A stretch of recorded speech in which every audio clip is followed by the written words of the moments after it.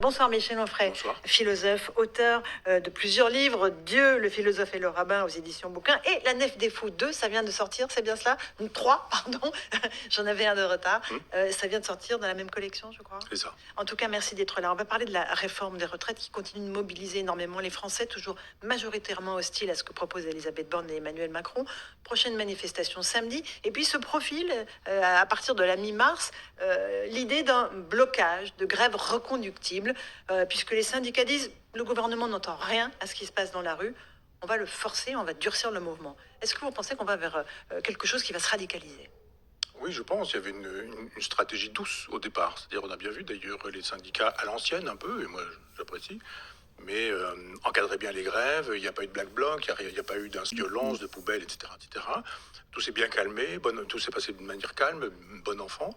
Et c'est une façon de dire on est là, on n'est pas d'accord, on n'est pas content, etc. Macron renvoie symboliquement moi je m'occupe des affaires du monde, ça va bien, je suis en Espagne et je n'ai que faire de vos revendications. Donc je comprends qu'à Ça, un moment c'était la donné, première manif. voilà. Je comprends que la stratégie un peu sédétiste, en fait, c'est un peu la CFDT, un peu social-démocrate, négociant, etc., et puis être adoptée, y compris par la CGT, et que maintenant la CGT dise ça ne suffira pas. Et elle a bien raison, la CGT et d'autres encore, de dire bon, on va passer à autre chose, parce que c'est à ce moment-là, effectivement, que le rapport de force a lieu. Donc ils seront face à face, ils se regarderont, ils se regardent face à face, Déjà, là, oui, Macron, absolument. ils regardent les chiffres, ils regardent à quoi ça ressemble, etc. Puis à un moment donné où l'épreuve de force commencera, ça, c'est quand on commence le bras de fer, il y a un moment donné où vous sentez bien que ça résiste.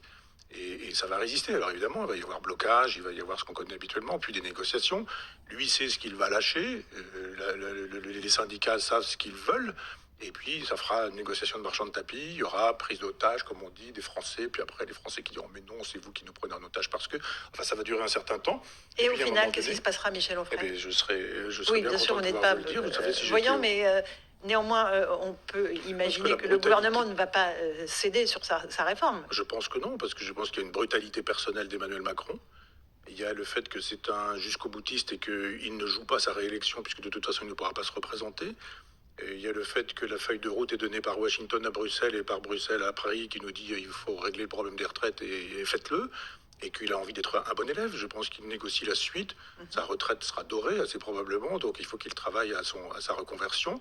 Je pense qu'il n'exclut pas, parce que le droit le lui permet, de partir 5 ans et de revenir après, 2 fois 5 ans à la présidence. Il a l'âge qui lui permet de le penser. Les vieux dinosaures là, qui mettaient 30 ans à arriver au pouvoir, évidemment, quand il se faisait un septennat, il pouvait peut-être en faire un second, mais dans quel état? Alors que là, il peut très bien imaginer ce genre de choses. Donc, effectivement, il donne des gages à l'Europe, que ce soit de manière intérieure avec la question de la réforme des retraites, que ce soit de manière extérieure avec cette guerre en Ukraine. Mais est-ce que vous pensez que le président Macron, Michel Onfray, comprend la France? Il a dit au moment de sa réélection, j'ai appris à aimer les Français. Est-ce que vous pensez qu'il comprend les Français? D'abord, quelqu'un qui dit j'ai appris à les aimer fait la preuve qu'il ne les aimait pas précédemment. C'est quand même un aveu assez incroyable. C'est-à-dire qu'on parvient à être président de la République en disant je n'aimais pas les Français. Et puis, élément de communication, on dit j'ai été convaincu, maintenant je les aime. Mais on sait qui il est, Emmanuel Macron, c'est l'homme du en même temps, il a même théorisé tout ça. Donc il les aime et en même temps il les déteste. Donc moi, il y a un moment donné où je dis, vous savez, les choses sont extrêmement simples, ne croyez pas ce que ce monsieur dit, mais croyez ce qu'il fait. Et tout ce qu'il fait depuis le début, c'est la détestation des Français. On a vu, même aujourd'hui encore, cette idée qu'on puisse ne pas voter le repas à 1 euro pour les étudiants. Alors, effectivement, c'est une proposition de loi qui avait été faite par une députée socialiste de faire un repas universel à 1 euro pour tous les étudiants, notamment dans les Crous. La majorité d'Emmanuel Macron plus 7 députés LR ont voté contre. On parle d'un repas à 1 euro qui est parfois cher pour des étudiants dans la grande précarité. Eh bien, le diable étant dans les détails, c'est tout Macron qui est ici. C'est-à-dire fort avec les faibles et faible avec les forts. Il y a de l'argent quand il s'agit de trouver des munitions pour l'Ukraine, il n'y a aucun problème. Il y a de l'argent quand il s'agit d'accueillir une immigration qu'on a laissé faire parce qu'il faut absolument que les frontières disparaissent. Mais il n'y a pas d'argent pour payer les repas de nos étudiants. Ça veut dire que il ignore aussi ce que c'est que la condition étudiante. Si on a des parents riches qui peuvent payer les études, salarier leur fils, leur fiston, leur fistonne, il n'y a aucun problème. Sinon, c'est quoi? C'est livrer des pizzas avec des vélos électriques à 11 h du soir. Sous C'est la pour les jeunes pluie, en filles plein hiver. être caissière. Moi, là où je fais mes courses, il y a des jeunes filles qui tournent régulièrement, mais elles payent leurs études en étant caissières. Et cette idée qu'on pourrait se retrouver sur un projet comme celui-ci, 1 euro, un repas chaud, Pour les étudiants, c'est quand même formidable. Mais vous savez sur quel argument les députés macronistes n'ont pas voté? Eh bien, tout simplement parce qu'elle aurait bénéficié aussi aux étudiants des milieux les plus favorisés.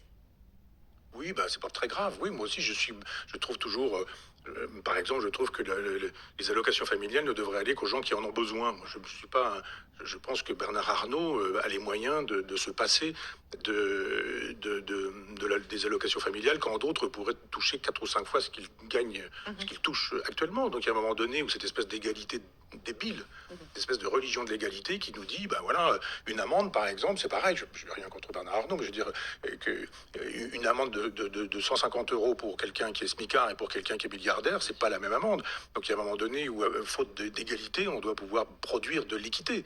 Il y a un moment donné, si des enfants de familles aisées peuvent avoir des repas payés, bah, tant mieux, voilà, c'est très bien. Mais on peut aussi faire ça avec les boursiers. Moi, j'ai fait mes études parce que j'étais boursier de l'enseignement, aussi bien au collège qu'au lycée et ensuite à l'université. On pourrait imaginer que ça va prioritairement aux boursiers ou qu'on augmente les bourses. Enfin, j'en sais rien. Mais moi, ça ne me gêne pas non plus que les enfants de familles aisées puissent disposer d'un repas à 1 euro quand même. Bien sûr. Mais j'en reviens à la réforme de retraite. Pourquoi les Français la trouvent tant injuste? C'est 2 ans de plus pour tout le monde, ce sont des efforts pour tout le monde, mais ils ont un profond sentiment d'injustice. C'est-à-dire qu'il y a des décalages entre chaque catégorie, entre ceux qui ont commencé tôt, qui ont des travaux pénibles. Comment est-ce que vous expliquez, encore une fois, vraiment cet élan spontané des Français en disant non, cette retraite n'est pas juste? Parce que c'est une goutte d'eau qui fait déborder un vase déjà plein. Et on peut se dire quand même, une goutte d'eau, c'est pas ça qui fait déborder un vase, mais ça fait déborder un vase presque plein. Et je pense qu'au moins depuis 2005, c'est-à-dire depuis que le peuple a été floué en disant qu'il ne voulait pas du traité constitutionnel, parce qu'il a bien vu qu'il se passait des trucs en Europe qui supposaient que la souveraineté était passée là-bas, qu'il n'y avait plus de souveraineté nationale. Ces gens à qui on a dit en 2008, vous vous êtes trompés, vous avez mal voté, souvenons-nous, c'était Sarkozy, et qu'il y avait derrière lui quelqu'un qui était tout à fait d'accord pour ça aussi, qui s'appelait Hollande. Et les deux ont dit, allez hop, on fait passer ça, le traité de Lisbonne, on fait passer ça au Congrès, Assemblée nationale et Sénat se mettent à voter contre le peuple. Donc vous faites tout ça, c'est-à-dire vous ajoutez les gilets jaunes, cette espèce de mépris qu'on a eu des gilets jaunes qu'on a tabassés avant qu'ils ne se fassent récupérer par la gauche que l'on sait. Il y a eu plein de moments comme cela où tout le monde est mécontent. C'est-à-dire les paysans à qui on dit il faut être dans le productivisme, ça fait 30 ans qu'on leur dit qu'il faut produire. Et puis après on se dit mais les insecticides ça détruit les insectes ça tue les oiseaux ça supprime les mammifères et donc on a détruit la nature et là on dit aux paysans maintenant il faut arrêter. Les gens disent d'accord, on arrête, mais on perd 40% de nos revenus, où la productivité baisse de 40%. Et là, on dit, bah, tant pis, on s'en fout, on continue tout de même. Il y a une espèce de mépris de la souffrance populaire. Mais les médecins ne sont pas contents, ils ont raison. Parfois, un plombier est payé plus cher qu'un médecin. Donc, il y a un moment donné où il y a des choses qui ne vont pas. Des gens qui font plus de 10 ans, des 10 années d'études, il y a un moment donné où on doit dire, il faut qu'on garde ces gens, qu'on les paye correctement, qu'on invente à nouveau des façons de faire de la médecine, qu'on n'ait pas des médecins à l'ancienne comme j'en ai connu, moi, qui travaillaient nuit et jour, tout le temps, etc. Parce qu'ils ont droit à une vie de famille, parce qu'ils ont droit de se reposer, d'avoir des copains, des copines, des amis, etc. Il y a une incompréhension de ce qu'est le peuple, et je pense que Macron n'a pas appris à aimer le peuple, il a appris à comprendre qu'il y avait un peuple qui n'était pas d'accord avec lui. À l'Assemblée nationale, depuis le début de la semaine, on assiste à un spectacle assez surprenant, on va le dire, pour le dire gentiment et poliment. Écoutez juste cette petite séquence où il y a à la fois Aurore Berger, macroniste, et Yaël Braun-Pivet, présidente de l'Assemblée nationale, qui n'arrive pas à se faire entendre tant le chahut est important. Écoutez. Cela fait 40 minutes que nous avons perdu. 40 minutes où nous ne débattons pas des retraites. 40 minutes de perdu pour le débat qu'attendent les Français. Vous ne croyez pas que nos compatriotes méritent mieux que ça? On n'est pas dans un amphi, on n'est pas dans une manif, on est dans l'hémicycle de l'Assemblée nationale.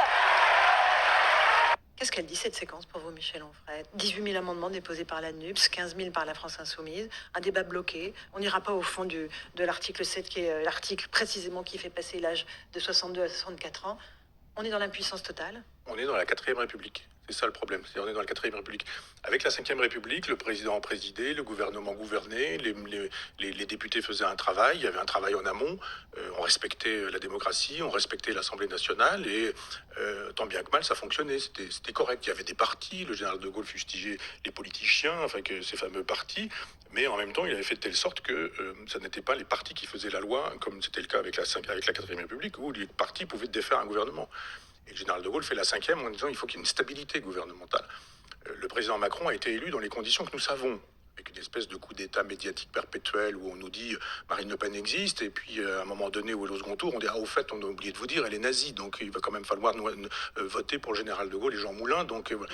Donc c'est par défaut, des gens disent non, je ne vote pas pour lui, mais je vote contre Marine Le Pen. Il y a un deuxième moment où on peut voir s'il y a vraiment une adhésion franche, plutôt que cette espèce de coup fourré de l'élection présidentielle. Et quand il y a une Assemblée nationale, on dit eh ben voilà, beaucoup de députés du Front National, beaucoup de députés de la France Insoumise, et à ce moment-là, le chef de l'État obéit. Le chef de l'État obéit à la représentation nationale. Il se dit, bon, je vais changer de politique. En temps normal, quand on perd, soit on dissout, soit on s'en va, ça c'est le général de Gaulle, soit éventuellement on change de Premier ministre pour changer de politique, ça c'était Mitterrand, à sa manière. Et là, il devrait dire, bon, je ne dispose pas d'une Assemblée nationale à ma main, donc je ne peux pas faire ma politique. On va essayer de faire une politique ensemble avec ce que veulent ces gens-là. Mais je pense que la NUPES projette se projette dans la prochaine présidentielle, Mélenchon ira, et Marine Le Pen aussi. Et donc, ce sont des gens qui jouent la question de présidentielle. Alors, l'une joue l'espèce de respectabilité. Marine Vous Le avez Pen. vu, nous, on est bien peignés, on est propre, on est poli, on est courtois, on est bien habillé. Et puis l'autre dit, on va transformer en ZAD. Je crois que c'est eux qui ont utilisé Ça. l'expression en disant, il faut que